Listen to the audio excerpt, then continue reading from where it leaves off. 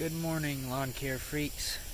So it is day 2 of my Kentucky 31 grass seed seeding process, and right now I am out in the yard getting my second watering done. So today in the forecast there's not very much rain in the forecast at all until late tonight, so I'm probably going to be watering this puppy twice, but that's okay. I like to do this kind of thing this time of year. So, just getting it in, getting water going.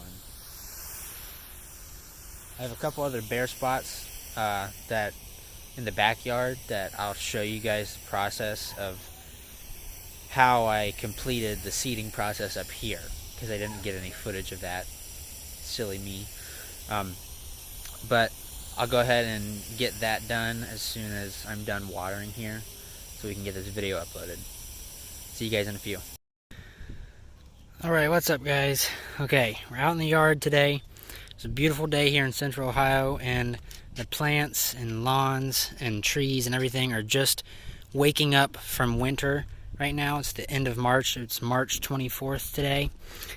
And so we did some work in the lawn today. My mom actually did some work in the plant beds, but for me it was in the lawn. So what we did was there were some bare spots in the yard that were killed by grub worms last year in the early fall, and we needed to get those seeded in. Now, this being the end of March, you could consider this a little bit slightly early. Just at the very earliest you should do it is, here in central Ohio at least, is the end of March. Once you see the tree buds starting to pop out a little bit, you see some flowers starting to bloom, that's a good indication of when you can go ahead and start throwing down your grass seed. Now, there are some other spots that are a little bit bare in the grass, and there's some weeds that are coming in certain places, and I'm not too worried about those right now because we'll hit those with some weed control in the next couple of months. And I'm not overseeding the entire lawn right now this year. I'm just doing these 3 kind of massive bare spots in the front yard. So the process of what we did was started with a hand tool called a tiller. If you've ever heard of a yard tiller machine, you can rent those or buy one of those, and that's basically a big gas-powered machine that has these tines that rough up and mangle up all the dirt and soil in any grass or plants that are in the ground. It roughs it up. So I went and did that with by hand with this. I'll put a picture of it, but it's a hand tiller. So that took me about half an hour. I just roughed up all of the dead grass and bare dirt that was in these 3 spots. So that was step 1. Use the hand tiller to rough up all of the soil bed where we were going to plant our seed.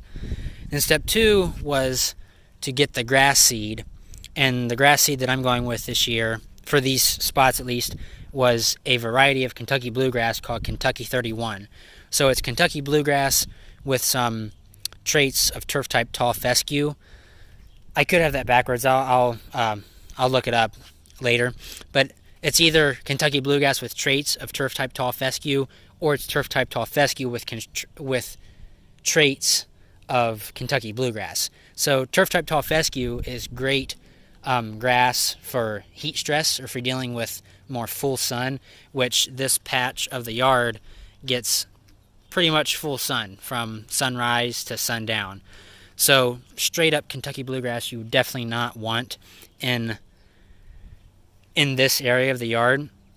So I wanted to try this Kentucky 31, which has traits from both Kentucky bluegrass and turf-type tall fescue.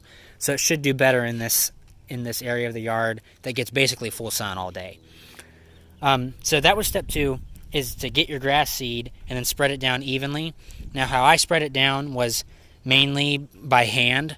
So you just get some in your hand and you want to throw it outward and not just drop it all in a condensed spot. You can certainly do that, but it's not going to spread out as much as you would like it to. So you want to spread it out and get it spread out evenly through the soil that you're seeding.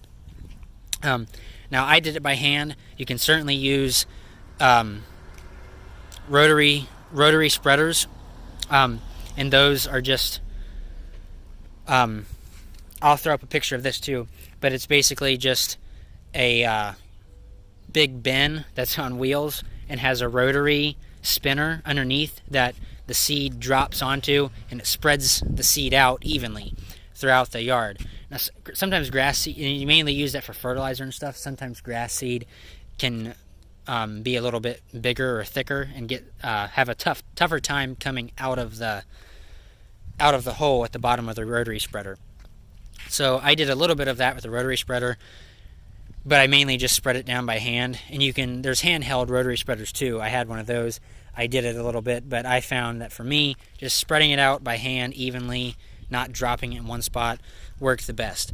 So step one was prepare the seed bed with the hand tiller or gas-powered machine tiller, rough up the soil. Step two, get your grass seed, spread it down evenly. Now step three, that you don't have to do this, but it will certainly help you be more successful in your seeding and help more of the seed to actually germinate and grow. Step three for me was I added peat moss on top of my native soil and the grass seed that I just put down. Now what peat moss is basically just some organic matter.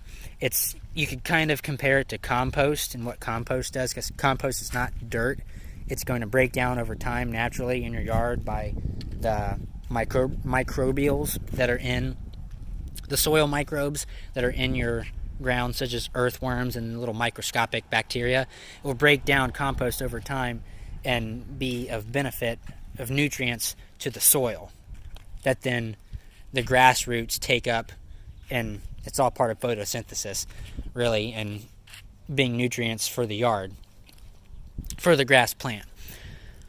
So peat moss is similar to compost in that way, as it's not dirt, it's an organic material that is going to break down over time and provide some nutrients to the lawn. It's not really fertilizer, but it's going to provide some organic nutrients to the soil, which will then grow a better, healthier grass plant.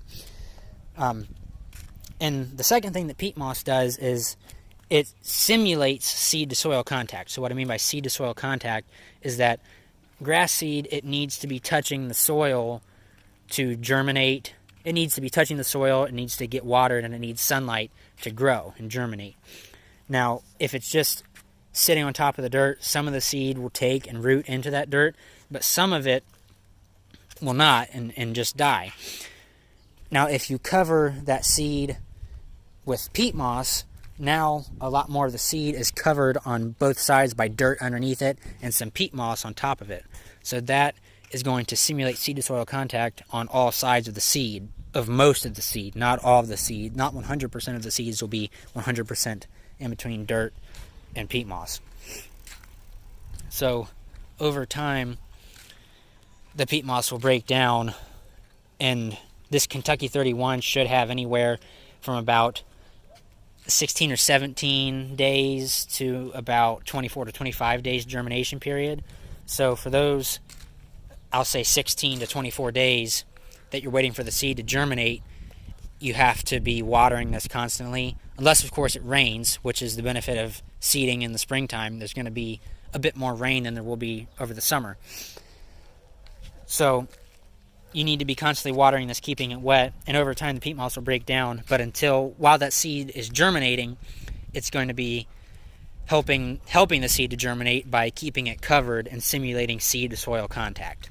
So that's the benefit of peat moss. So that was step 3, is adding the peat moss down. Then the final step, well, not really the final step, the fourth step then is to lightly rake everything in. So you've tilled the yard, you've roughed up the existing dirt and dead grass, then you spread out your grass seed, then we added peat moss to simulate more seed-to-soil contact. Now the fourth step is to lightly rake everything together. You don't want to be raking the yard the seed bed very hard and shoving a bunch of seed into one area and making one area bare. You just want to kind of lightly rake everything together and make sure that it's all evenly spread and as much seed as underneath the dirt and peat moss as possible. So that's step 4, is lightly rake everything together. And then the 5th and final step is, as soon as you're done with steps 1 through 4, everything needs to be watered in.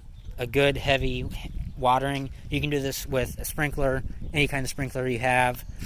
Or what I prefer to do for the first watering is a hand watering. So if you have any kind of hose nozzle, or you can just use the bare hose without a nozzle if you want, it doesn't really matter. You just need to get all of the seed bed watered heavily on that as soon as it's planted, essentially. You don't want this to be drying out and it essentially being a waste of seed, because that's one of the essentials to any plant growing, is it needs to be watered. So during this 16 to 24 day germination rate for this Kentucky 31 grass seed, you want it to be watered each and every day. If there's a day like today where it was sunny all day long, you're going to need to water it at least twice a day, at least twice. Now the watering should be, if it's a hand watering, you can do it a little bit quicker. I'd say probably in about, for me, I have 3 distinct spots, so I can probably hand water it in about 20 minutes. But if you're using a sprinkler, especially if you have multiple spots that you need to move it around, and looking at the very least an hour. You want to get about an inch of water down. And most sprinklers or hoses will put an inch of water down. A sprinkler would be about an hour per zone. But a hand watering, you can control it more. It's easier to do faster and get all the water down where you want it. So I'll probably be hand watering most of this. And again, I'm not going to be watering the whole yard right now because it's the springtime and there's going to be days where it rains and I don't need to use my own water.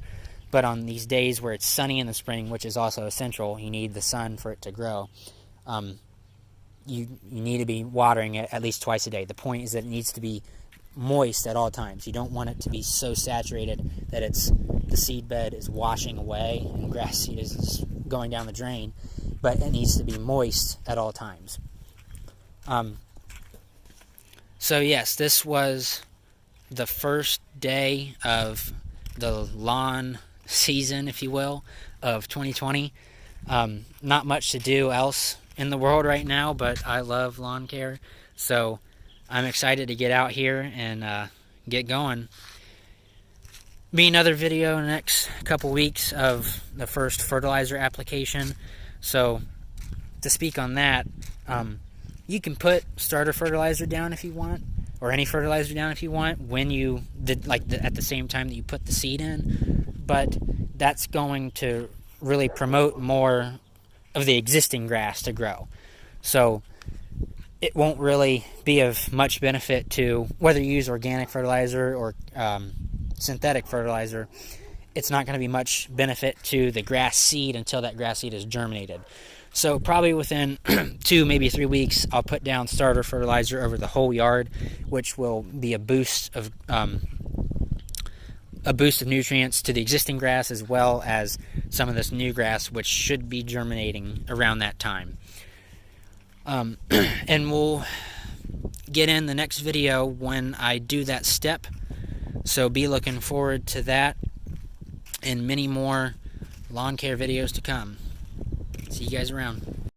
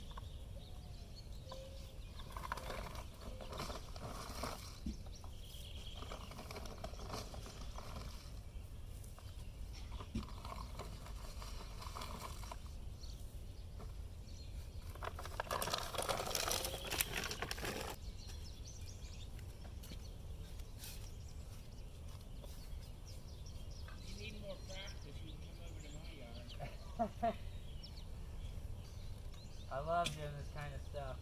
Huh? I love doing this kind of stuff anytime.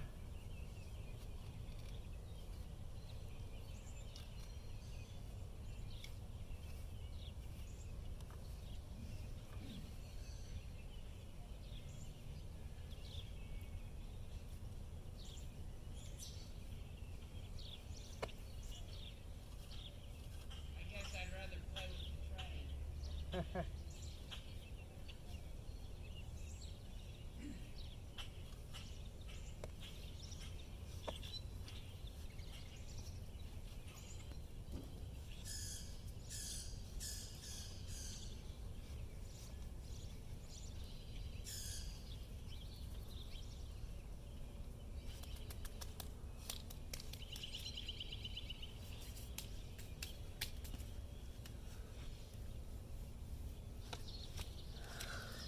Alright, so I ran out of peat moss yesterday, so I was simulating the peat moss step with a little bit of topsoil and a little bit of sand mixed in that we had at the side of our house.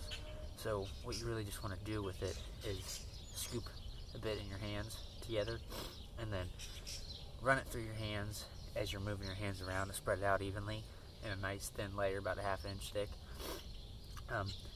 And just evenly spread it across the whole seed bed to give it a little bit of a covering, simulate seed of soil contact. Now the final step would be to water this in, and you guys know how to do that. Even watering, get it nicely soaked. If it's not going to rain during the day, water it at least twice a day. The point is to keep it moist at all times.